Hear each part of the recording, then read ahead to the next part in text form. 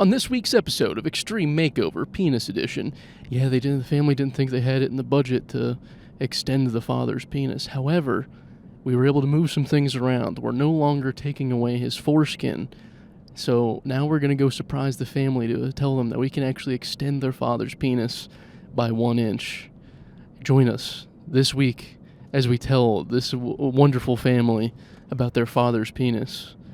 Oh my God, I didn't think you'd ever be able to extend my husband's penis. This is a dream come true for us. I'll be able to sell my wife friends that he can extend his penis. Oh, but he's still going to be cut though? He's still going to have a foreskin? Well, at least it's going to be longer, even though it's not aesthetically pleasing. That's my philosophy on circumcision. I have it, so my son's going to have it. It's aesthetically pleasing to me because I have it. They say that attraction is 9/10 of the law, and that whatever you have, you're attracted to in other people. So in my mind, all women would be more attracted to a circumcised salvage penis. You know, there's not going to be a salvage in my lifetime that has an uncircumcised penis. If it was good enough for me and good enough for my father, it's good enough for my son. I did hear a story. I don't know if it was like a friend I had or something. I forget, but he got circumcised at the age of 30 or so, or not 30, maybe a little bit younger. But he had sex without the foreskin, and then but also had it with. And he said there's no change in feeling, that it's all a-okay, that it's the same exact thing. So I think all these guys are just like don't enjoy sex. The ones that want to have their foreskin back, I think they might be jerking off so much that they're like, this needs to be more pleasurable. I need to have more stimulation when I put my penis inside the silicone fleshlight. This week on Extreme Makeover Penis Edition, we're putting weights onto this man's foreskin to try to make it bigger, so he has more sensation in his penis for when he jerks off at home. Yeah, we're gonna take away the balls this week. We want to make it an open concept. The balls are really just hindering the flow of the penis, so we want to get rid of that. That's like in the budget. We have where it's in there for us. Something that we're like trying to screw. We think we might be able to do ourselves is the foreskin. I think we can take away the foreskin ourselves. So a little bit of DIY action, so we can maybe save some money on the whole renovation. We don't need a contractor coming in here taking away my husband's foreskin, because I think we can do that ourselves. I'm pretty good at sewing. I do that as a pastime. I do a lot of crocheting, so I think I might be able to take my husband's foreskin off. Hi, I'm Ty Pennington, and this week on Extreme Makeover Penis Edition, we're going to move that Hot Wheel. And when they move the bus, it's just like a tiny Hot Wheel bus in front of the man's penis, and then they move it going like a kid playing with a car, and then it reveals the man's penis. Sometimes they do like a collaboration with like Pimp My Ride. I remember one episode of Move That of Extreme Makeover Home Edition. They like put a fridge in their family's car because the medication for a kid's heart needed to be refrigerated at all times. So they're like, this week we're teaming up with Pimp My Ride, and we're gonna put a fridge in this family's bus. And then they also put in like a goldfish that vibrates with the subwoofers and immediately dies. This is what Pimp My Ride is all about. How many animals can we get into this car that then die from the subsequent shock of the subwoofer? How are we going to make this goldfish die of CTE immediately inside of this van? We're going to put 16-inch subwoofers on either side of the fish tank. And whenever it vibrates, this goldfish is going to become a smoothie in this tank. We got fish smoothie on our hands. On this week's episode of Extreme Makeover Vagina Edition, we're going to go to Africa and put on these women's labias where they've been previously cut off by their tribal leader. We're going to this Muslim country where they perform female mutilation on their genitalia, and we're going to reconstruct them so that they have penises. They'll no longer be mutilated with their genitalia if they're men. So we're going to go to this African country, this Muslim country, and we're going to make it so that all the women are men, and they no longer have to worry about their clitorises being cut off. I'm Ty Pennington with Extreme Makeover. Hey, you guys see this? You see my little McDonald's toy? Yeah, no biggie. I just got a little McDonald's, little Happy Meal toy. They just, when I go to McDonald's, they were just like, hey, the fittest and jacked guys that come to McDonald's, we give them a trophy. And I was like, oh, really? What's the trophy? And they're like, it's just this little thing just to show our appreciation of nice, jacked, and fit, and have the biggest hands possible guys. Guys that are just really focused on increasing their grip strength, and that own 5-gallon buckets of rice that they just put their hands in and just like move it around. Those kind of guys that go to McDonald's. Yeah, we just want to show our appreciation to those guys, so we want to bestow upon you a nice little Happy Meal. It's definitely not for fat fucks that go to McDonald's and have like 21,000 points for us. It was definitely not those kinds of guys. It's definitely guys that are like super jacked that go to McDonald's and are just being like a good representation of who eats here. It's definitely not like guys that have gained 10 pounds in the past 2 months that you try to think it's muscle, but it's definitely fat. It's not those guys. It's like the guys that are jacked and toned like you, that have just gigantic hands meant for gripping a quarter pounder with cheese. Quarter pounder with cheese being, of course, the healthiest option on the menu, because it has mostly meat, and then the onions aren't, they're like diced onions that aren't, they're not like the other onions.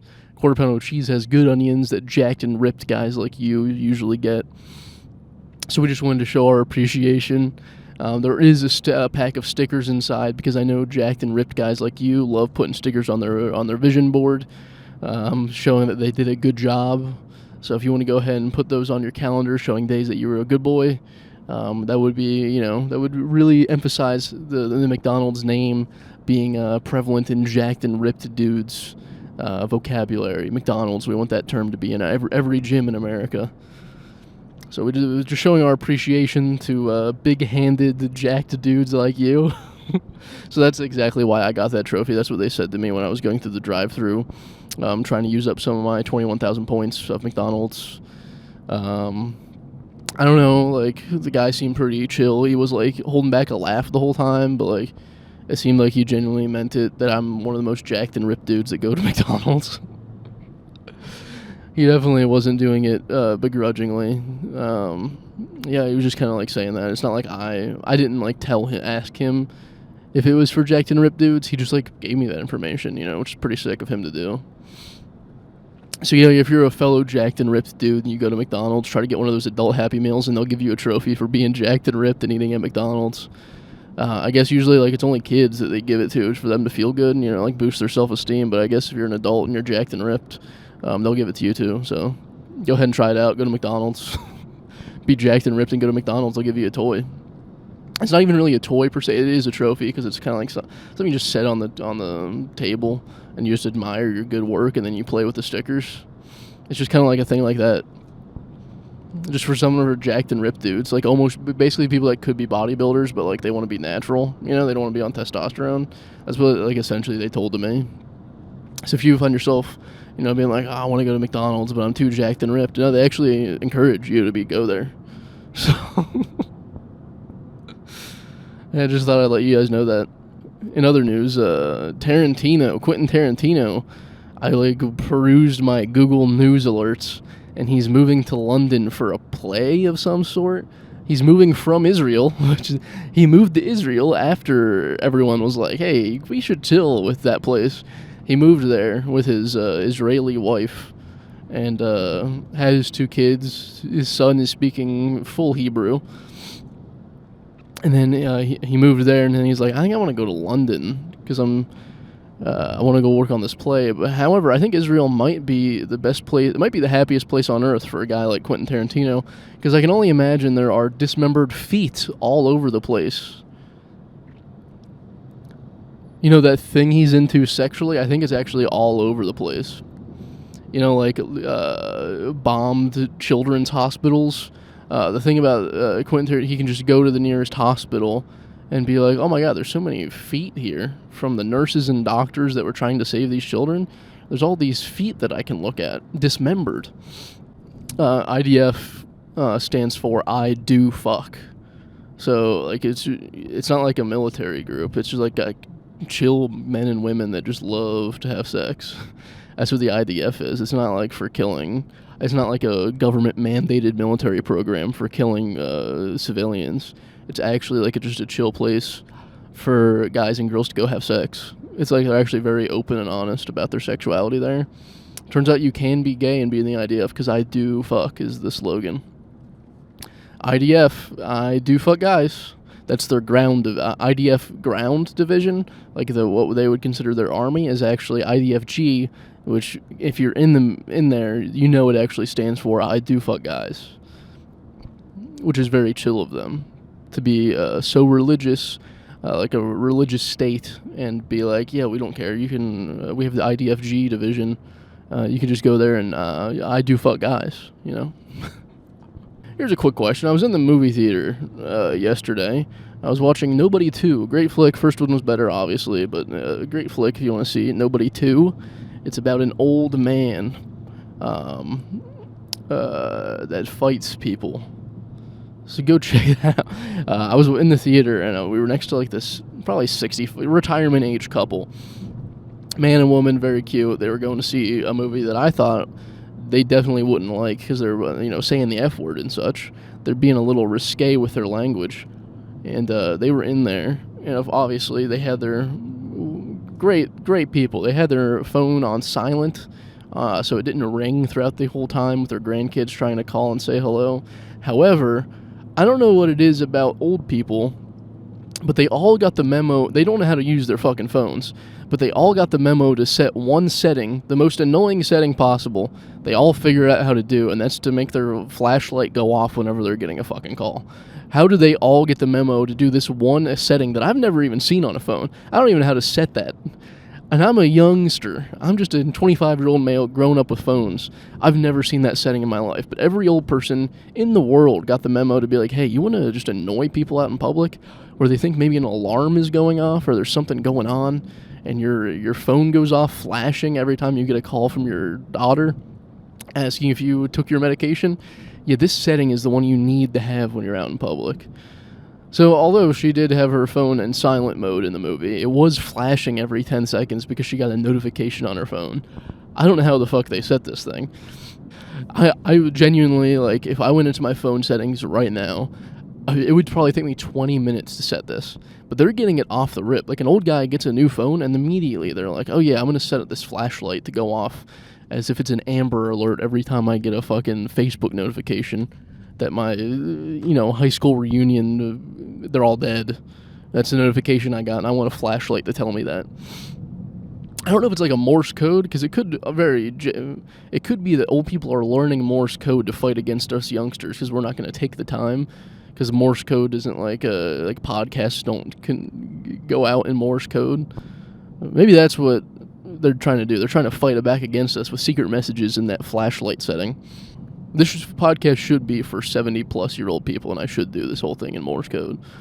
Just a 10-hour-long transmission of me saying exactly what I said now, but in dots and dashes. Boy, that'd be fun. Just me and a ham radio? Just me and talking to one guy? Pretty much like this podcast, just me talking to one guy. Just being like, hey, buddy, how you doing today? Ham radio might be the last place that guys can say the N-word. That might be where people go and get it out.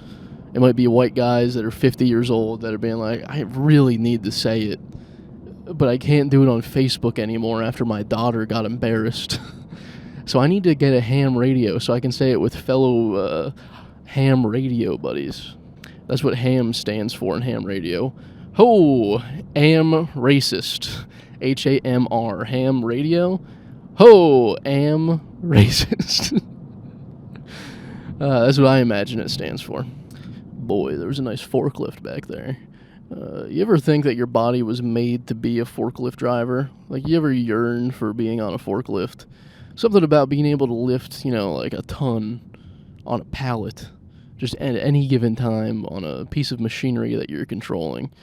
Boy, my body yearns to be standing on a forklift, lifting stuff.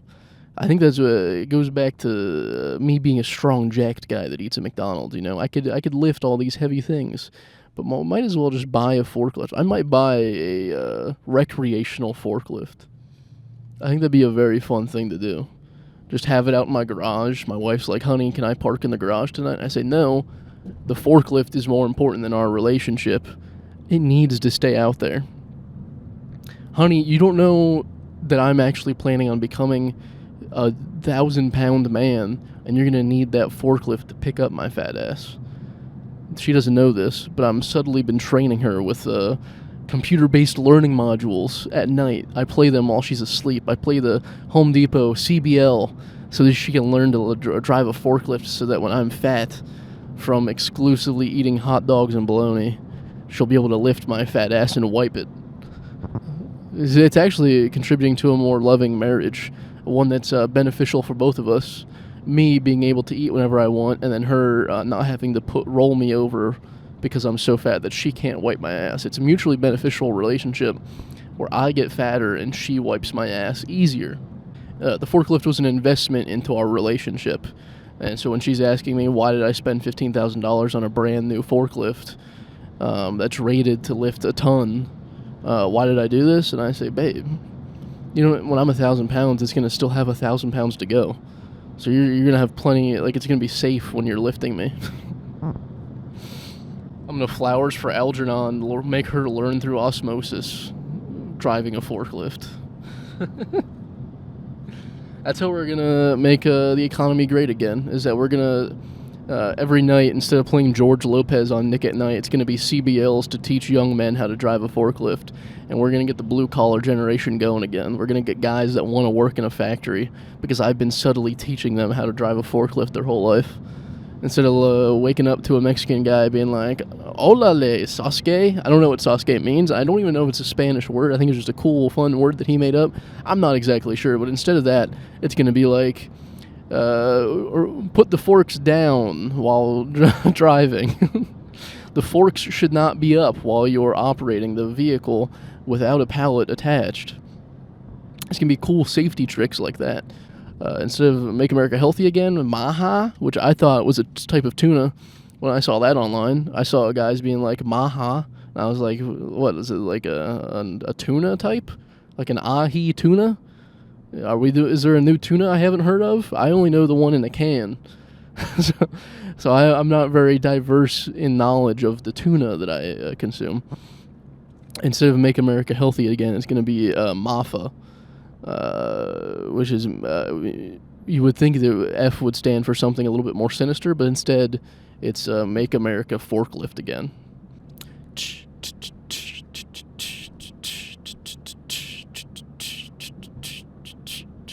Suck my dick just a little harder. Suck my dick till I come faster. Suck my little tiny penis till I come harder. Suck my little tiny penis and I will come faster.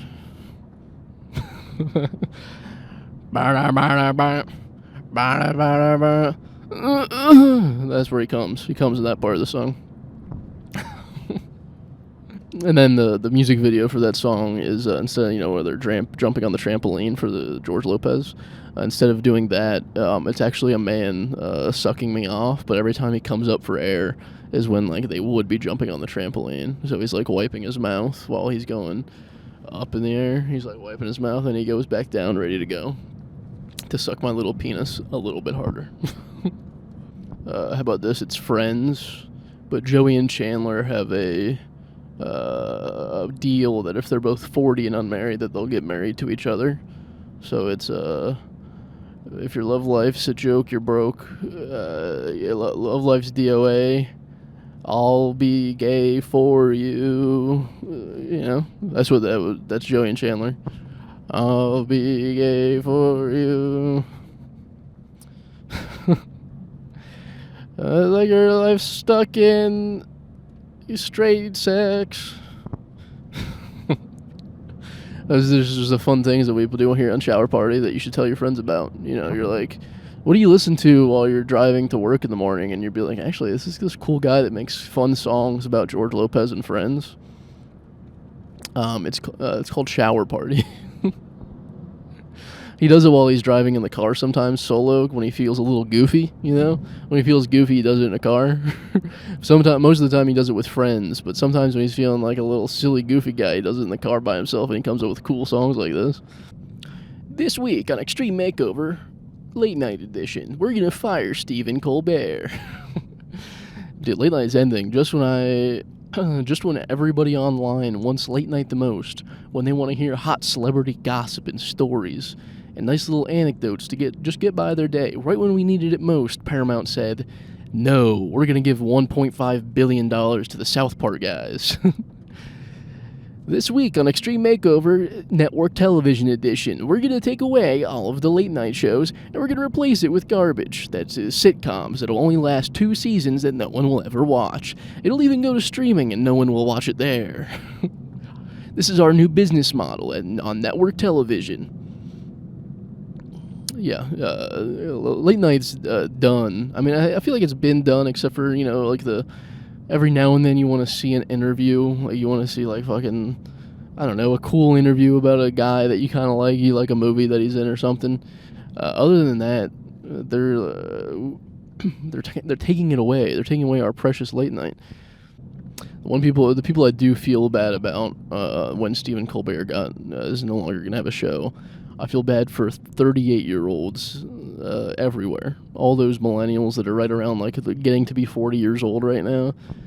They must be devastated that all this late night stuff. I feel like it's a good big part of personality of like a 38-year-old is like having a favorite late night host. I mean, obviously we all have it, but I feel like they're more vocal about it, Like if someone desperately asked me, I'd be like, yeah, Conan O'Brien, probably my favorite. But I feel like those guys are still having the debate about like Jay Leno and Conan, and some 38-year-old still might be like, yeah, Carson was the best though. Or like David, they're still like having the argument. I feel, at least in my mind, I feel 38-year-olds are still having that argument.